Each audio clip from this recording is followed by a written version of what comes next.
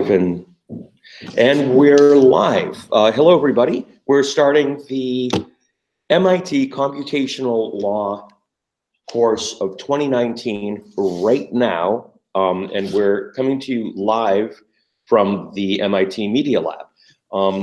To get things started, I just want to go over a few. We're coming to you live from a few basic kind of overview pieces of information. And to do that, I'm going to screen share.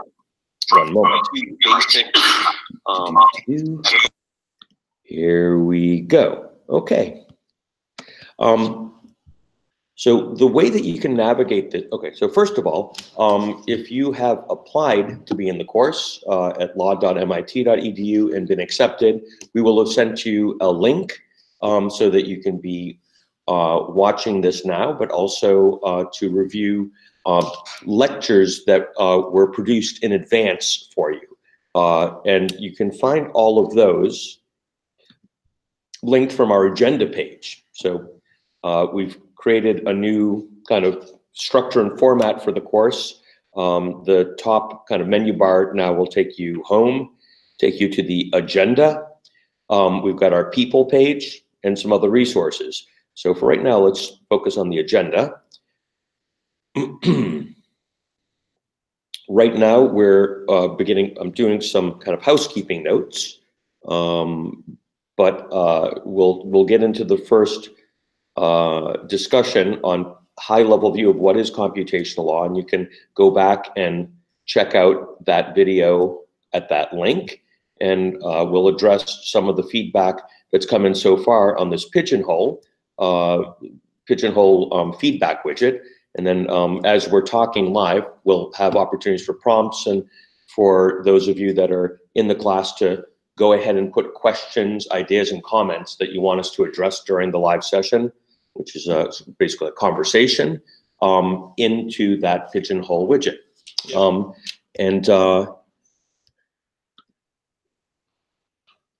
I'm going to turn it. Well, hold on a second. Do you want to take it?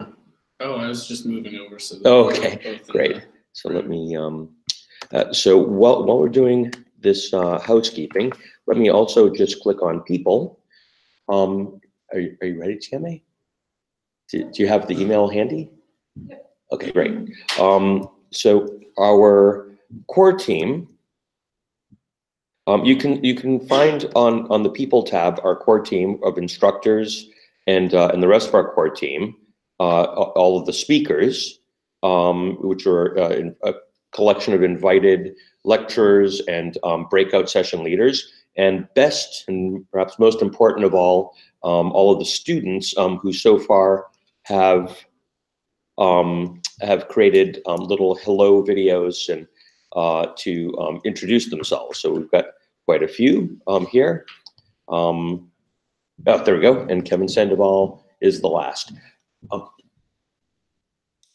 And so moving on, we've got the first speaker here from the second session just came in. Welcome, Bill. And so let me get back to that page.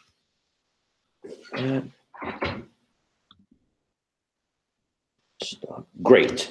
So to do a little bit of housekeeping, I'm sorry, actually, in the spirit of finishing introductions, let's just go down the line and introduce the core team, and then we have a little bit of information for you about how to connect throughout the day. So who's going first? Okay, so can you come off of mute and I'll go on mute. Yeah.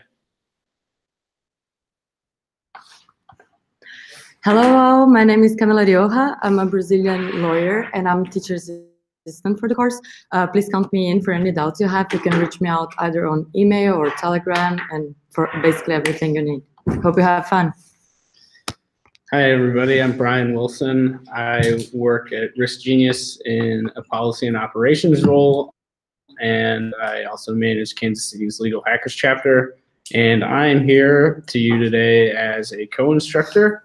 And if you have any questions about things, any of the topics that we go over, I can at least connect you with somebody who knows about them. And that's kind of the world I'm living in now.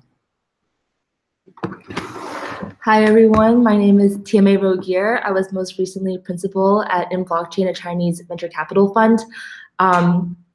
This week I'll be your team monitor advocate, and you can reach out to me for any questions you have about connecting or the course itself. So I'm going to briefly go over the email that we sent you earlier this morning. So today's course will be a series of conversations that we have lecturers coming in to give, and in order to access them, we ask that you go to each sessions page, which is linked in the agenda, and keep going. Okay, and in each session page, you'll see the link to the YouTube Live that will be connected to the conversation, and then also a Pigeonhole widget where you can post any of your comments. So if you have any issues accessing that, just reach out to me via Telegram and just at me there.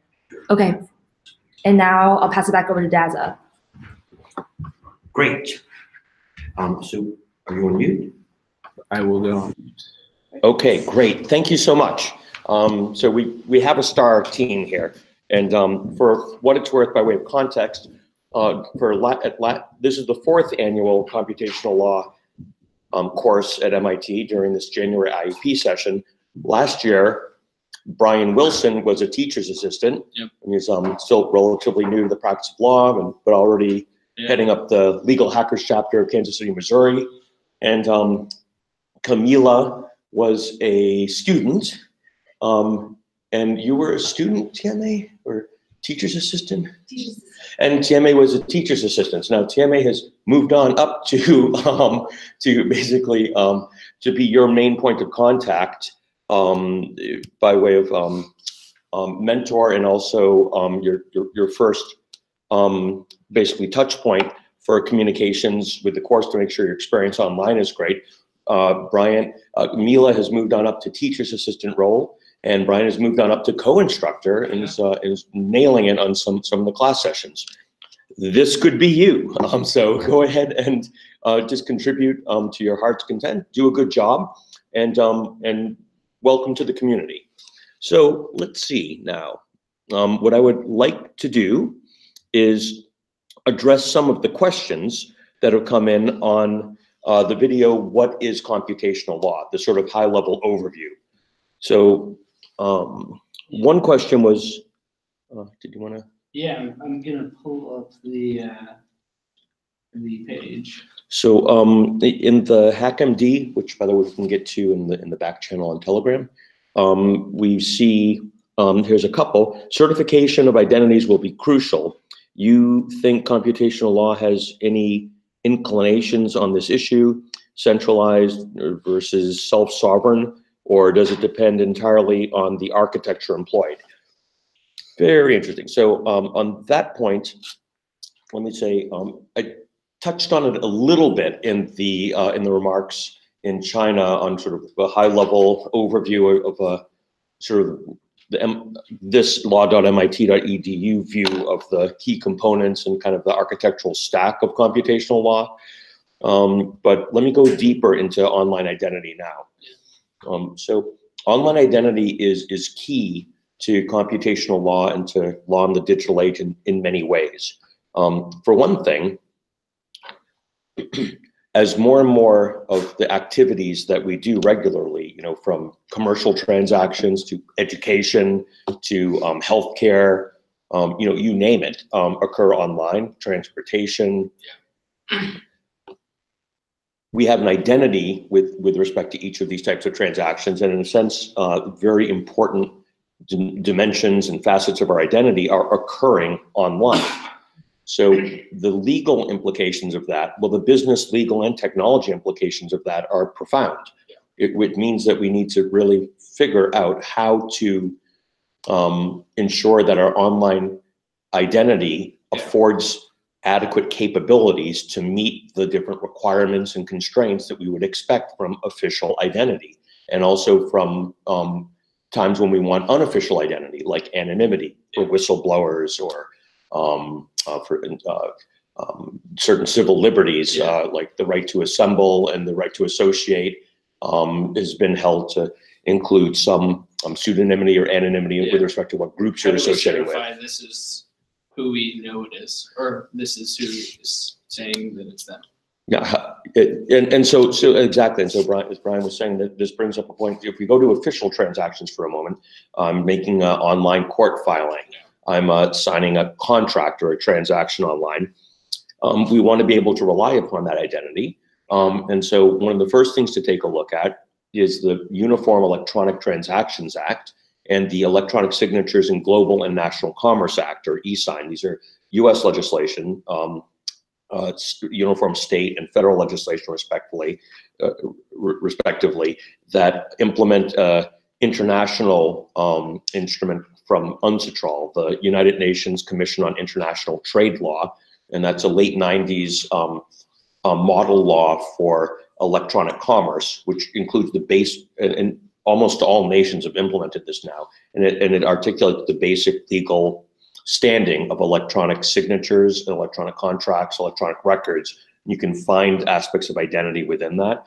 And basically the rule is that any, fundamentally, it's any sound, symbol, or process executed or adopted with an intent to be bound by or authenticate a record can act as a valid, enforceable electronic signature.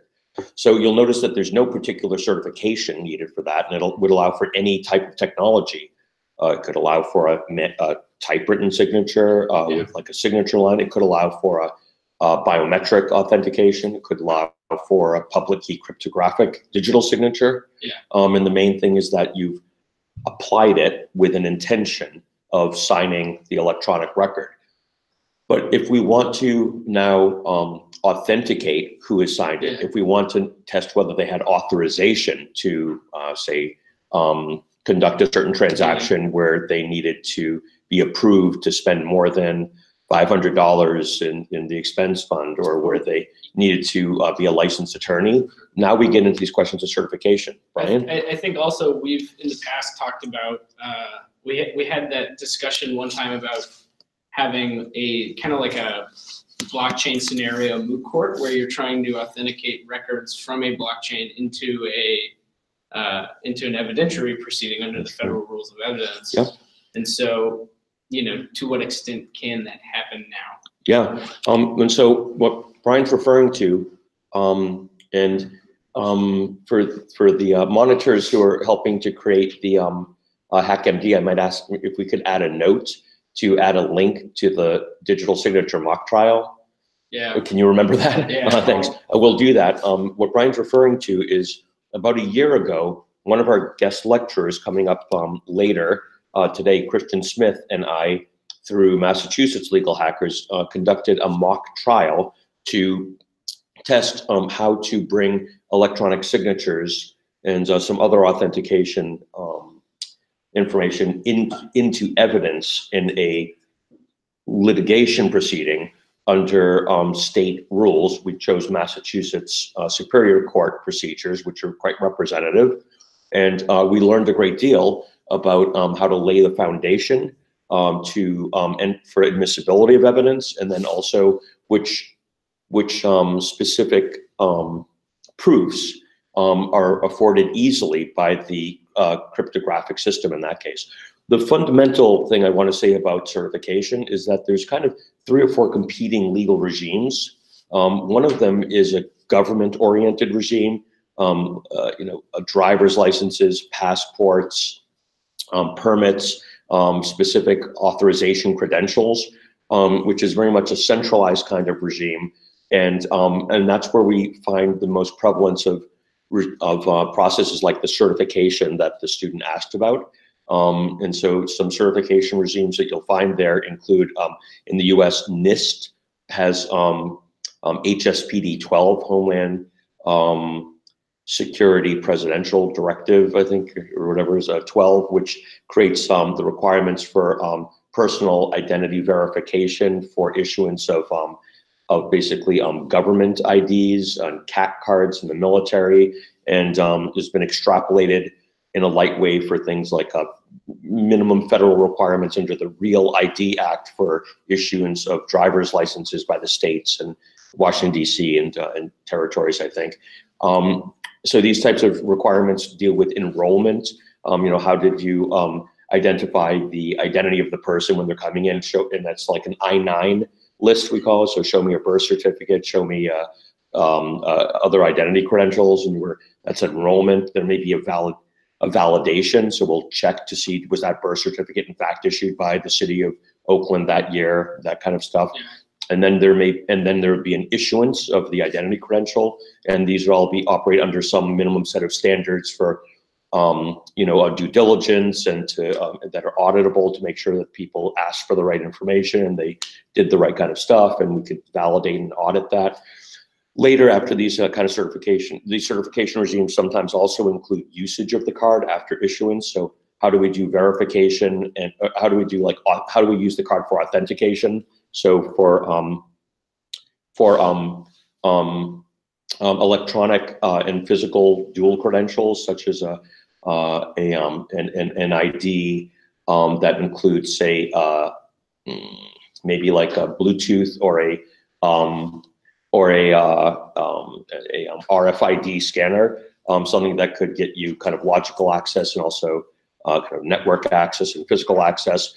They may have some sort of audit over an access control list, and they may look to provide a second factor of authentication, that kind of stuff.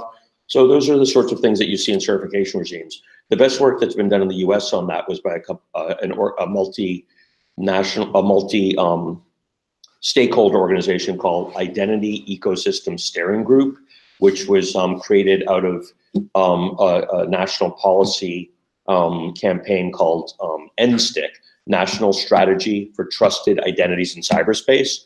And if you Google that, you can find a bunch of very interesting accreditation and certification guidelines and how an auditor could go into an identity system to actually check and assess and evaluate compliance against these guidelines. It's a really good piece for those of you interested in certification. Now, on the other side of the spectrum, by the way, welcome Kristen Smith, one of our friends and cherished lecturers toward the end of the day. We're talking about your topic right now, or one of them, identity. So on the other side of that spectrum, as the student mentioned, we have these notions of self-sovereign identity, or what we'll sometimes call, in my research group, self-sourced identity. It's identity that's coming from an individual and being asserted in a way that others could choose to accept or not accept it.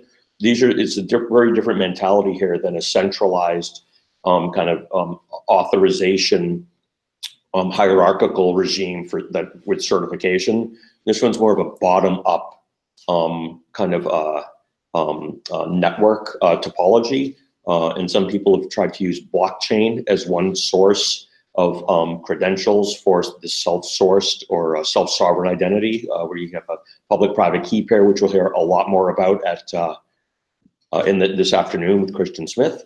Other examples of that in the 90s, here at MIT, we used to have something called the Web of Trust, where we would generate public-private key pairs using PGP, pretty good privacy, which was a real thing.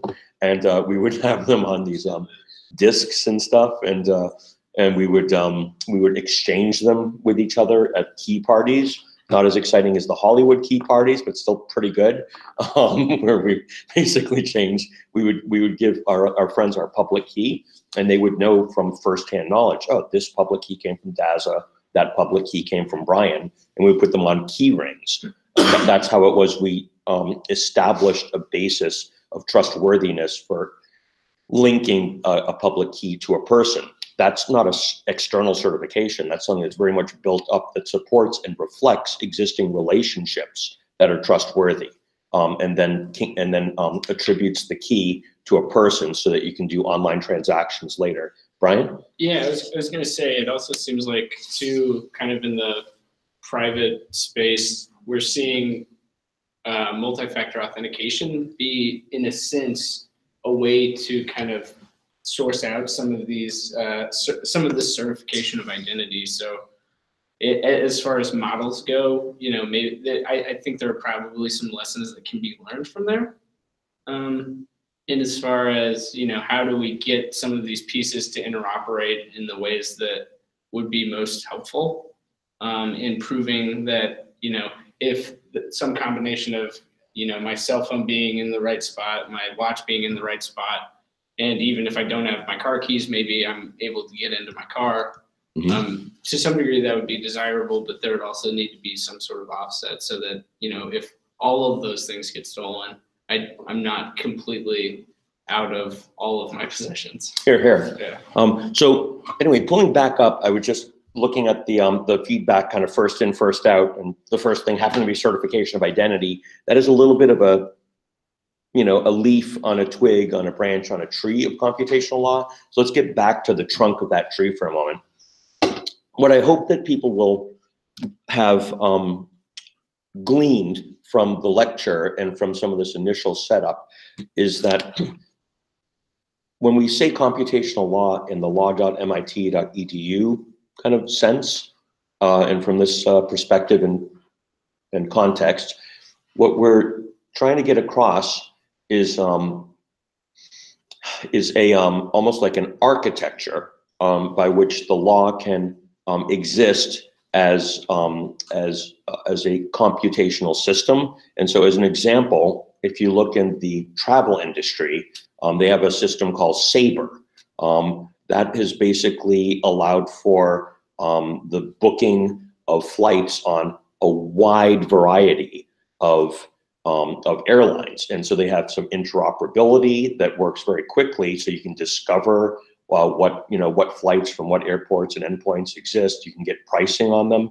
You can actually get ticketing, and things go from many to many, and it works pretty well. They've worked out the data structures. They've worked out the network topology. They've worked out how to conduct transactions and messaging. They've worked out how to basically express the itineraries and things as a service that can be ingested across many systems and then displayed on screens.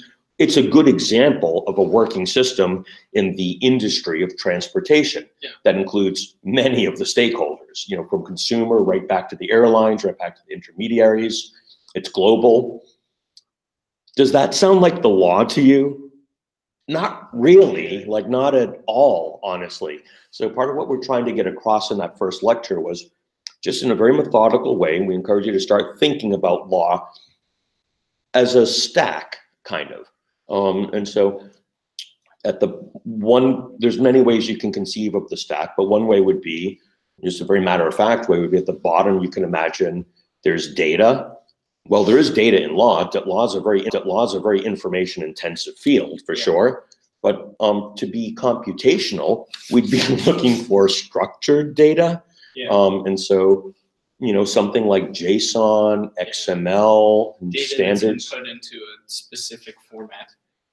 Data that's input into a specific format. And so I'm about to hand off to Brian, who did a great job, I think, in your kind of more, in your deeper dive lecture, and looking at DocAssemble into what structured data is.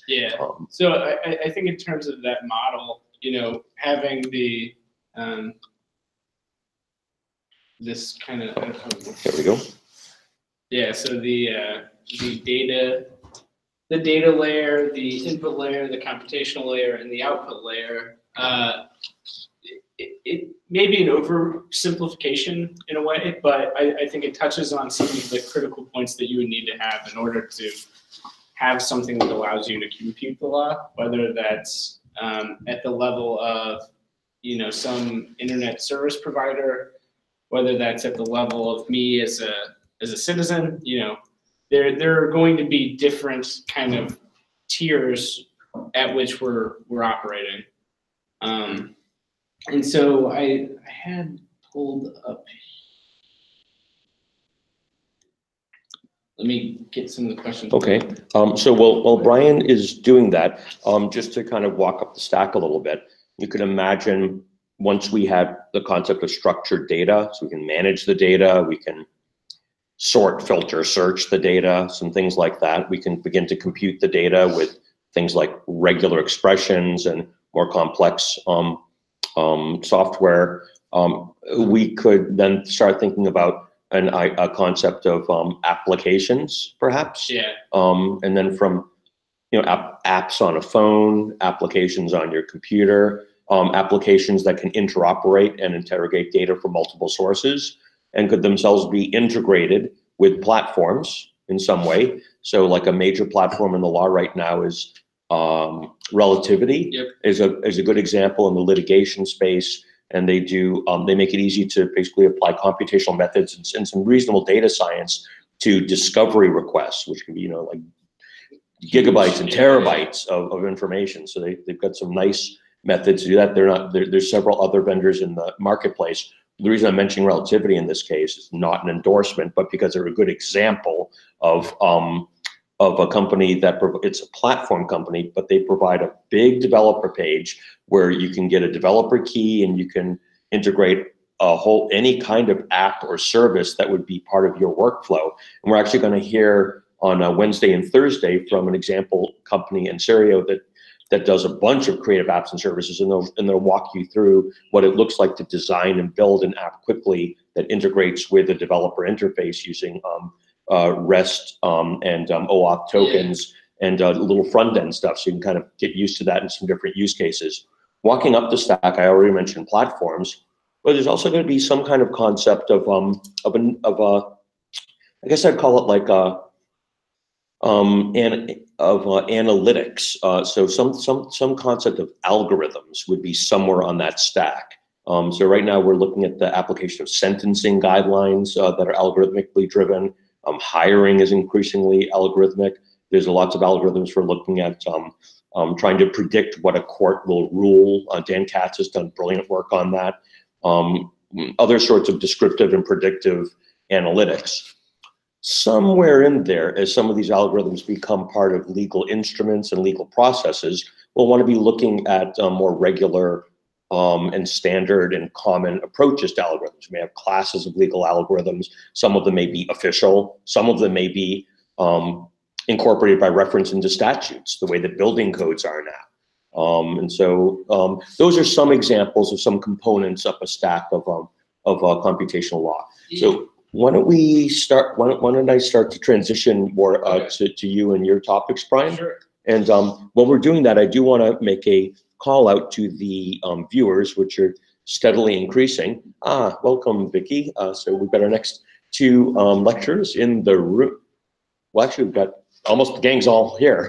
But we'll go to Brian, and I want to encourage everybody out there to go to Brian's session page, right? And I'll do a little screenshot of this, and to start giving us some real-time feedback using Pigeonhole of what we're saying now so that we can have a conversation with you. And you know the best part of this conversation is you can all talk at once. And that's pretty good. And you can all upvote the comments of others so that we know which ones most people want to hear about. So let's see, if I go to agenda, what I'm talking about, just so there is no confusion, is click on Brian's session at 11:30. We're 4 minutes late, but you know, we're on hack time. It was by accident. Oh my goodness. And so we've got a few things now. It looks like we've got some top questions here. So stick with us and keep in the conversation live online. In this new Pigeonhole widget. In this new Pigeonhole widget. So why don't you take your mute off, okay. I would say, and I'll hand the controls over to you. Okay. Take it away, Brian. All right. So, now I got to get back to the right tab. It's a process. Yeah. So as you were kind of talking about Ediscovery, one of the things that I think is very helpful about Ediscovery, especially to the people of the legal community who have, maybe not been as immersed in the technical side of things, is it helps contextualize what a lot of data can do for you. Because Ediscovery was really the first big widely accepted legal tech use case in the legal community because Ediscovery was necessary. And what that kind of demonstrates, I think, is that all of these computational apps empower the production of large amounts of data that can then be used to kind of, reassemble things. We can derive insights from them, and we can use them to come up with new and fun stuff. And so Brendan points out, with IoT and transactional applications that are going to be hugely computational in their very nature, we're going to have to, the frameworks for regulating that will necessarily need to be computational themselves. There will need to be permissions on IoT regulations in terms of what sensors can and cannot collect. So whether that's PII or just data that in the aggregate could be used to, in some sort of way, like build this mosaic of who you are from all these disparate pieces of information, that's not really desirable. So we're going to have to, also build in maybe something like an obfuscation layer that, distorts maybe up to like 5 or 10% our ability to like reverse engineer somebody's identity from all of the different pieces that we know about them. Yeah, so that would be an example in identity circles, at least, that we would call, first of all, anonymizing or de-identifying identity data, so that we can maybe gain some insight or work with information for good public goals like epidemiology and disease control, traffic analysis, without risking violation of individual privacy. And then one of the ramifications of that is making sure that we don't have enough data points in there so that a clever data scientist, like people in our lab do all the time and have published a lot about, cannot re-identify. So it's the re-identification risk. Yeah. And so just FYI, while we're sharing knowledge, there's 3 good ways to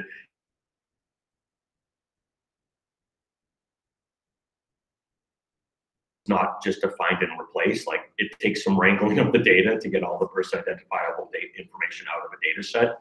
Number 2, doing some aggregation is a really good way to do it. So if you're not applying the raw data, but instead you're providing some aggregates, so like traffic flows between this stop and that stop on Route 128. Included, this many trucks and that many that and that many the other. Now we're aggregating some of the data, which makes it really difficult to re-identify people. There's other ways to aggregate data.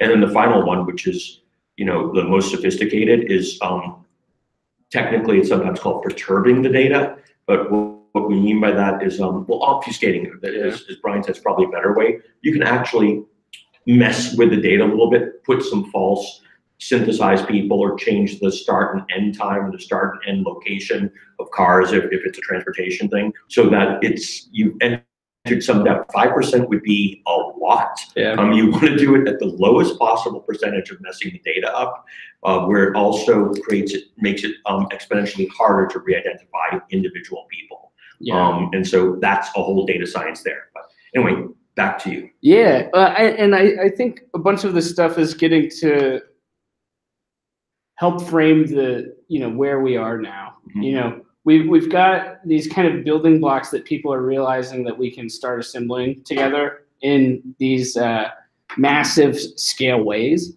and to me it's almost like we're entering sort of a legal techno industrial era, where people are figuring out how to reconfigure these things in a meaningful way.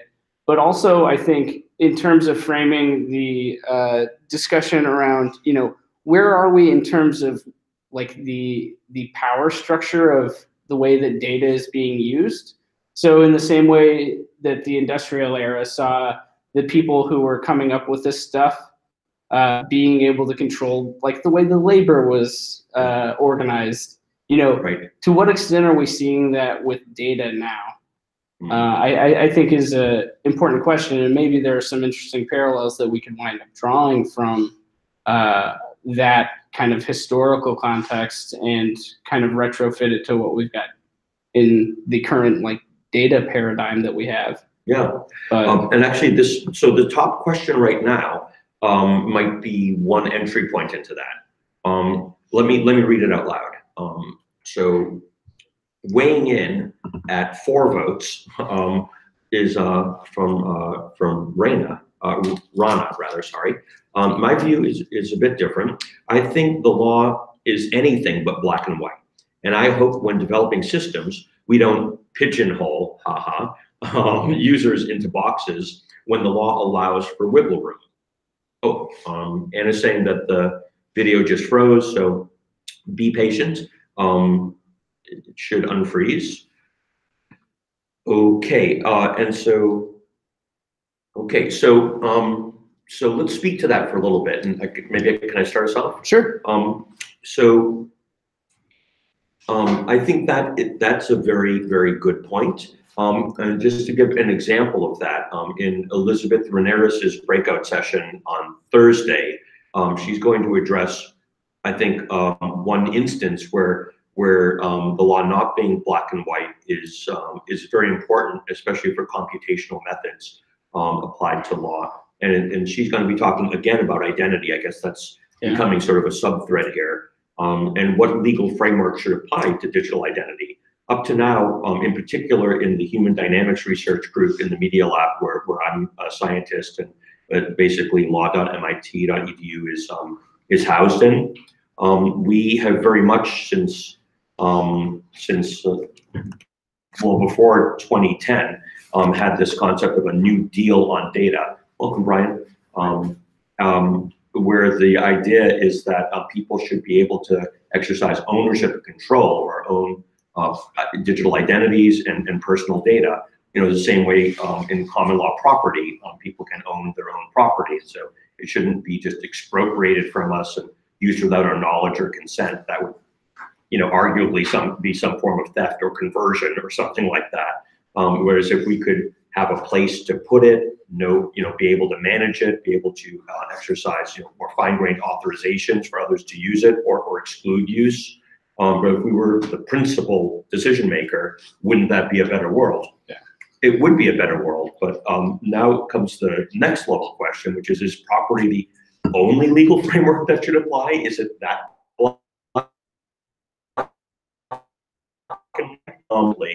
and out there on the speaker circuit talking about sometimes human rights frameworks maybe need to apply to individual identity, and sometimes civil liberties frameworks apply. Yeah. If you have a diary, for example, or a journal, I could sell my journal on eBay for anyone that wanted to see my doodles or something, and that would be property. I'd probably get 10 cents for it. But I could also, if I had it in my pocket during a traffic stop and an officer wanted to, flip through it, they actually, now we need to start applying some civil liberties legal frameworks. It's a stop and seizure, it's my papers and effects, it's an emanation of my identity as a free person with some rights, and they might need reasonable suspicion, they might need a warrant.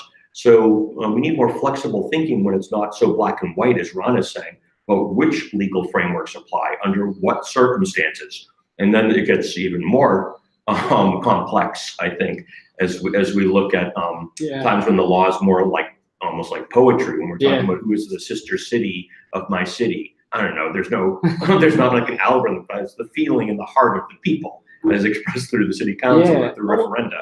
And I think that brings up two things in my mind. The first that kind of helps frame the second is that in one of the recommended readings by Walter Maynor, where he talks about whether computer ethics is unique or not. Actually, just one quick thing. Sure. We've gone down to 3 viewers, and Telegram is going wild. What's going on? Your video is freezing. How do we fix that? So one quick technical moment. Oh, we're up to 15 viewers. Okay, why don't we give people a moment to catch up and dig back in? Okay. Is that okay? Yeah. All right. Hey, welcome back, everybody. We didn't say anything that good during the freeze. It was pretty good. We can summarize it. But let's let people get back in. We had a freeze frame. You can imagine a disco dancing move if you want. But we're back up to 22. I think we were cruising altitude at about 32 to 35 viewers. So when we get back up to, say, 30, let's dig back into the content. Okay. Welcome back, everybody. Welcome back. Welcome. You could whoever's doing Telegram, let people know that it's unfrozen. 25, 24. It's going the wrong direction again.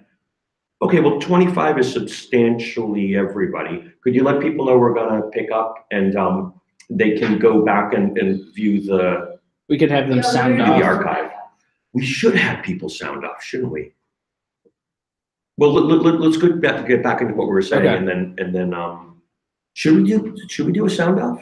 We could. Do you want to try the sound off? Okay, let's sound off. All right, so we want to could you shut your mic off and I'll turn mine on? Yeah. Okay, hi everyone. We know that we've had some technical difficulties, so we'd like to ask that you join us in the Pigeonhole for the current lecture, which is Brian's lecture, which I'm helping a lot with, and we're kind of co-doing the first two lectures. Let me present to everybody. Boom. Here we go. So this is Computational Law and Doc Assemble. I'm now screen sharing it. And we want to ask that everybody that can hear us now, please sound off in Doc Assemble. And what we want, what phrase should we have them sound off with? Hack the law? Yeah, yeah. We could have them just do the hashtag. Okay, the hashtag. So we have a hashtag. So this is also a bit of an announcement. Sound off by typing MIT Law, hashtag MIT Law, boom, ask into the Pigeonhole. And let's just see if we can get everybody doing that. There are new questions. View it.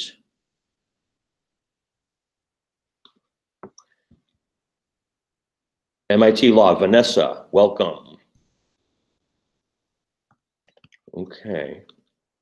Hey, getting more comments. Okay. I upvoted my pun. So.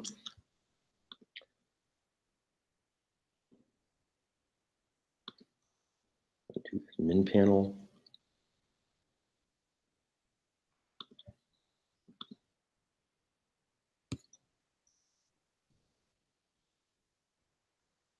View. Run the links. Okay, how are we looking?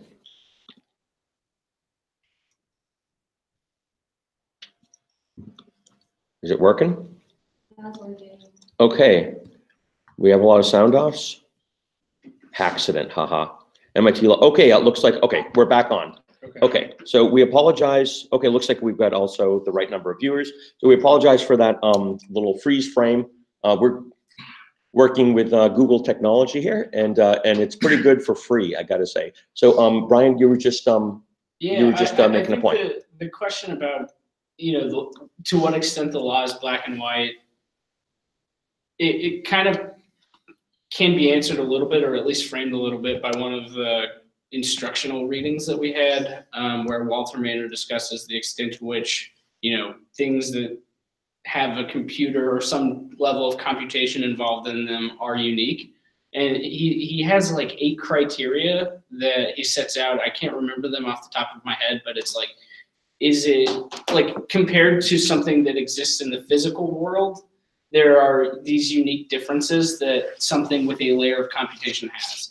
And one of them is that, you can copy it. So it's not the same sort of privacy legal paradigm, or not intellectual property legal paradigm where, I have this thing, or property paradigm for that matter, I have this thing.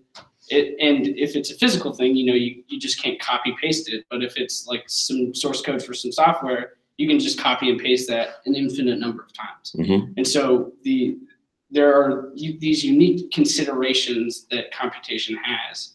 And I think in terms of what we can do now, and especially with data, data could touch on a number of those considerations. And I think it probably involves, different balancings, different levels of balancing each of them based on the data and the context that is applied. So I think it points to, in different situations, you're going to have a different series of combinations that might best be managed.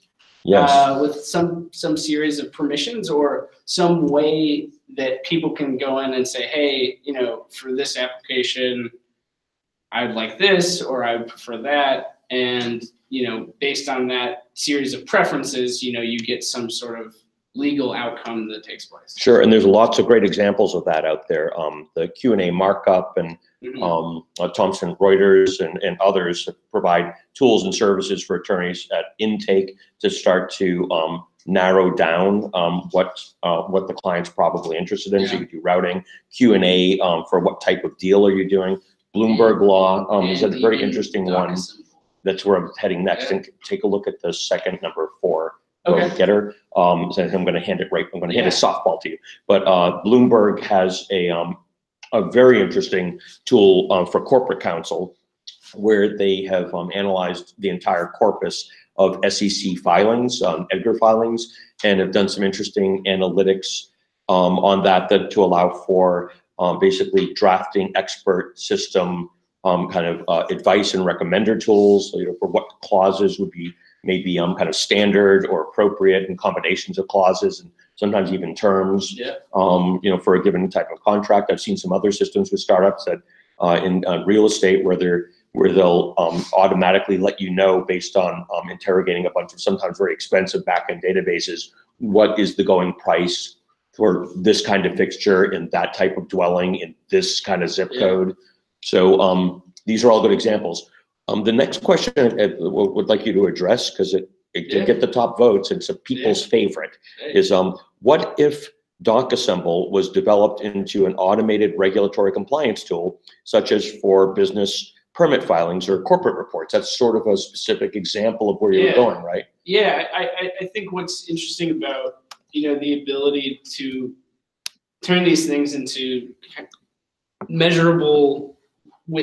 into applications that are measurable with data that we can use to understand at a deeper level, the health of the system, is that we can start having templates that say, hey, this combination of facts or data indicates that this corporation is very healthy or is likely to succeed, or maybe this combination of facts is less healthy and less likely to succeed. Or if you have some area in your community that you want to improve, you could say, okay, well, let's try and figure out how we can reconfigure this series of facts in order to achieve the outcome that we desire. So it allows for, in my mind, a larger degree of creativity in figuring out how we want to govern the way that these transactions with our community are happening. Yes. Yeah, just so. And so I'm thinking of some experiences now with, oh gosh, I was screen sharing the whole time. Sorry, everybody. I'm thinking of some experiences with the National Association of Secretaries of State, and especially their corporate, the chronic corporations division subgroup, where they've, some secretaries of state have adopted and embraced at the U.S. level some very advanced processes for like things like auto form fill. When you're doing a corporation, if it's your 3rd or 5th or 100th corporation, you can do some interesting bulk kind of data transactions. And I think the best example I can think of for the very structured hand in glove fit between data science and software development and law is actually by Intuit, and it is TurboTax and QuickBooks and Quicken, where they have very fully expressed the complex tangle that we call the Internal Revenue Code, the tax code in the United States, as working software that's very much data driven. So I want to make a I want to try a stretch goal before we end this session, which is for those of you that are listening and if you're on the session page, let's get one more question on the fly from everybody in our final 5 minutes. So there hasn't been much action in upvoting, at least that I can see right now. Yep, there we go.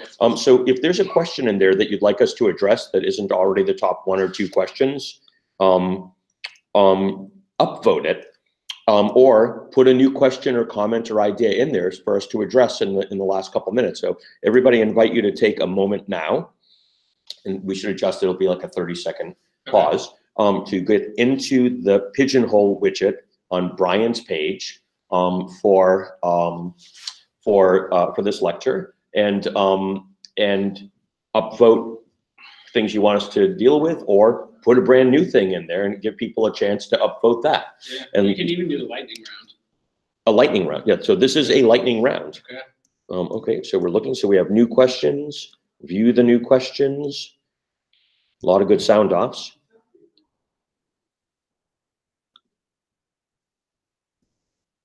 Anybody else? Okay. Okay, while we're waiting for new upvotes, here's one from Luciana Teles, aka Aura, who was also a very constructive member of the course last year. My understanding on law is that it still implies practices for specific geographic locations. For example, GDPR, which of course applies in Europe. That's general data protection regulation, a privacy reg. Not just Europe. And not just Europe, but there is a strong geographic jurisdictional boundary condition that's part of the application of that law, the scope of the law. And so do you have any references for literature regarding the disruption of VPNs, virtual private networks, and digital IDs? And I think what Aura is getting at is this sense of almost like a post-jurisdictional cyber layer of law and of legal processes and transactions that in some sense transcend a country or a state jurisdiction. Any thoughts on that? Including from our august speaker, lecturer group. All of the lecturers that are here in person today are actually in the room with us. So we've got the brain trust. Any thoughts on that from anybody?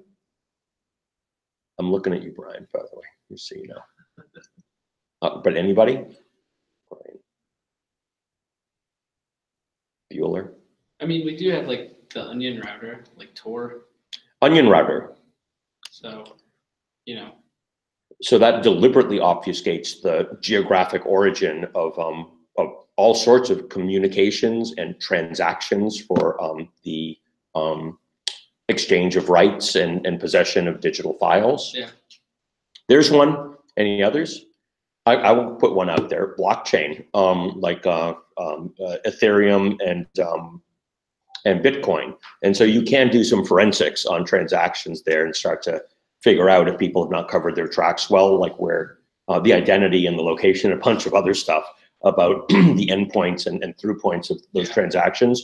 But if it's coupled with good information security, it can significantly, it's deliberately designed to obfuscate and really de-link from the specific jurisdictional rules and financial processes of wherever the party, what would otherwise apply if the transaction was conducted with fiat currency, like with automated clearinghouse or certainly a credit card. It like Bitcoin was meant to be stateless. Meant to be stateless in the sense of jurisdictional state. Yeah. Did you think of anything?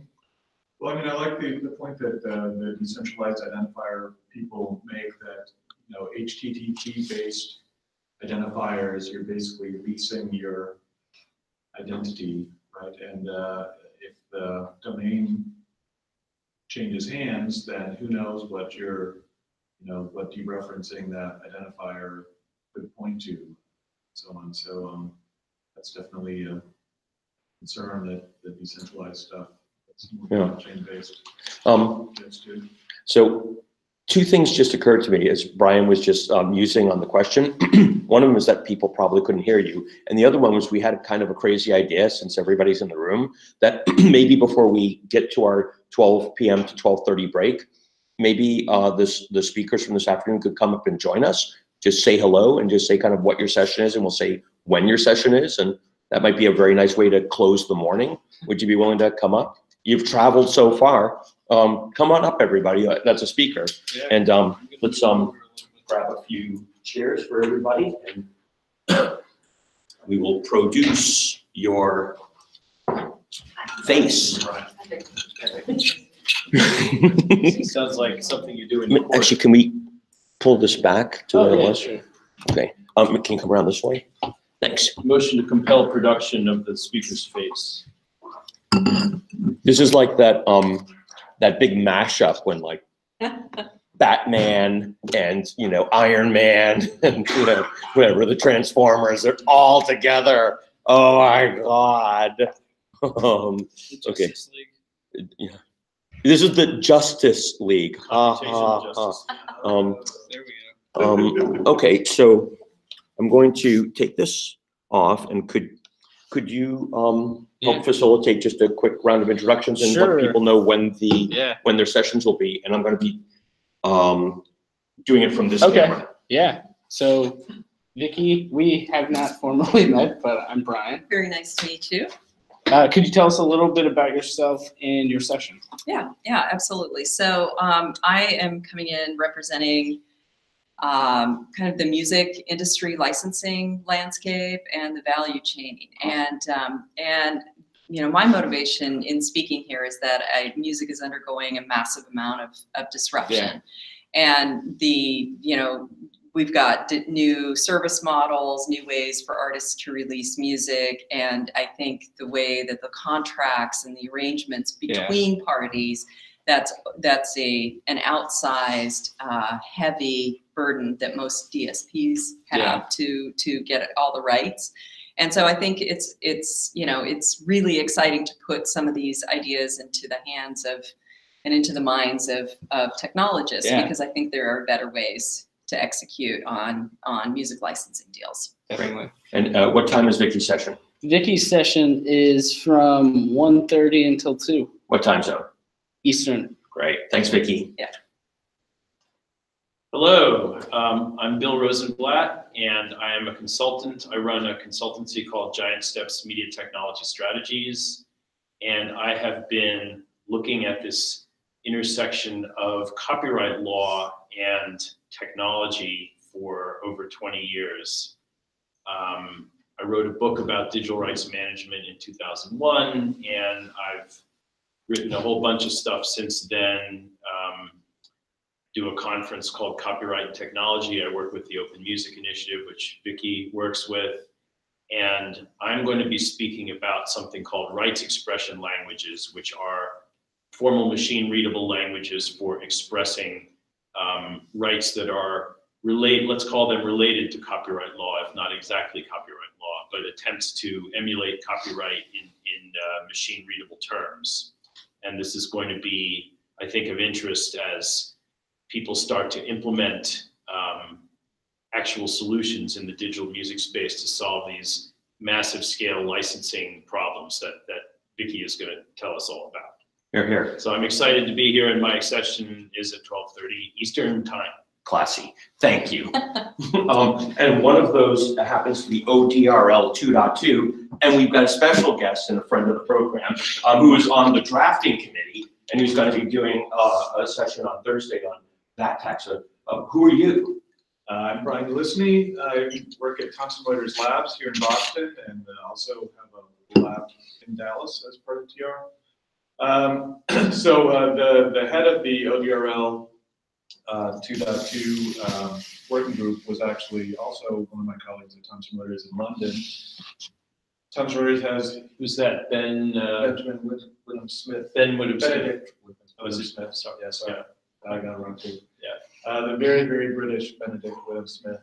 And so, yeah, I'll talk a little bit maybe about, if there's time, about the motivation for this, that TR has all of these content sets that have from third-party providers that have restrictions on where they can be distributed and how they can be distributed and when they can be distributed and so on, which led to our participation in this. So I'll talk a little bit about that and deontic logic at this time. Yeah, psyched to be here as always. Wouldn't be January without the IAP Computational Law Festival and seminar. Here, here. Thanks, Brian. He doesn't. You stole my beard? I think you stole his beard. I stole your beard. He stole my beard. Eat part of it. I'm Christian Smith, and I am a co-founder at Stranger Labs. And prior to that, I was here at MIT working on some fun stuff. I am a programmer, I'm a hacker. I cut my teeth on cryptography by implementing open standards, by reading RFCs and other kinds of specs and writing the code and helping folks folks put those into production. And so I guess I'm here to be the kind of reality check on some of these grand technological ambitions that involve cryptography, and help make sure that they're well-rounded. These sessions are particularly interesting to me because my first life was as a musician. I went to Berklee College of Music in the late 90s, and I was actually studying, I was taking the mandatory music business class and learning all about royalties and contracts right at the time that Napster came out, right up the street. So that was the thing that kind of pivoted me into startups and technology. Now it's go back and see people working. Full circle. Yeah. Okay, and welcome back to MIT, where you had a nice stint. All right, so with that, let's close out the morning session. Okay, and we're back. So there you have it, a star-studded crew, to be sure. And I'm giddy. I cannot wait to get into the conversation. I've got a lot of questions. You are first. So first we'll take your questions. Go into their session pages. Pose your ideas and your comments. Upvote the ones that you think are most interesting. And presto changeo, auto-magically, we will address and adapt in real time. So we will send out, I think we should shut this. Well, okay, quick question from the crew. Should we just go blank on this and keep rolling in the same video? Or should we do a second video for the afternoon, for the session in 30 minutes? You do second video as we send it out on Telegram. We're going to terminate this broadcast. It'll make it easier to watch it later as well, not having a 5-hour honking video. Yeah. So we're going to terminate this broadcast, and we're going to go live again at 12:30 in about 22 minutes from now, Eastern time, starting up with Bill and rights expressions languages. And I might ask that you sort of join the discussion a little bit, Brian, as well, because of your depth there and interest. So everybody stand by. We'll email and also put in Telegram the connection links for the next sessions. So thanks very much, and we'll see you online soon.